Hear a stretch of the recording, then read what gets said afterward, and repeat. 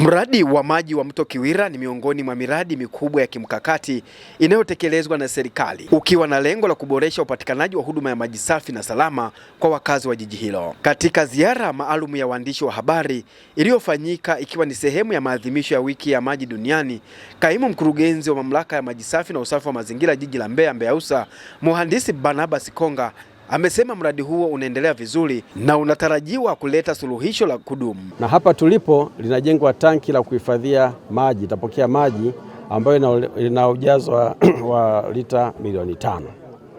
Mpaka sasa utekelezaji mradi huu umefika 49%. Ujenzi wa intake au banio kwenye chanzo umeshakamilika kwa 98%. Kazi inayoendelea kule ni kuweka zile gates pale kwenye banio.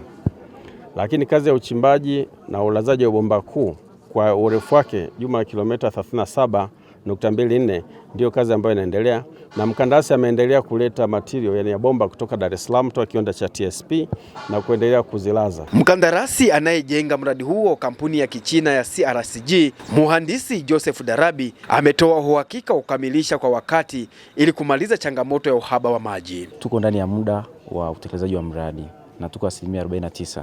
Tumebakiwa na 51%, na kama mkandarasi tumejidhatiti kukimbizana na muda uliobaki ili kutekeleza mradi kwa wakati ili tuweze kukabidhi mradi huu mwezi wa 12 mwaka 2026. Baadhi ya waandishi wa habari waliotembelea mradi huo wameipongeza serikali kwa juhudi za kuhakikisha wananchi wanapata huduma bora ya maji. Baada ya kukamilika kwake kutasaidia sana kupunguza kama si kumaliza changamoto ya maji katika mkoa wetu wa Mbeya. Kwa hiyo tunaishukuru serikali, lakini pia tunaipongeza mamlaka kwa kuendelea kusimamia mradi huu kwa ukaribu zaidi. Utasaidia kwa kiasi kikubwa sana wananchi wa jiji la Mbeya kuondokana na changamoto ya kukatika kwa maji, lakini pia mgao ambao umekuwa ukitolewa na mamlaka ya maji, lakini pia wananchi wengine wa maeneo ya jirani na jiji la Mbeya wataondokana na changamoto ya maji kwa kiasi kikubwa. Mradi huu unatarajiwa kuwa mkombozi wa tatizo la maji kwa wakazi wa jiji la Mbeya mara tu utakapokamilika. Laudent Simkonda, TBC2, Jaba la Habari.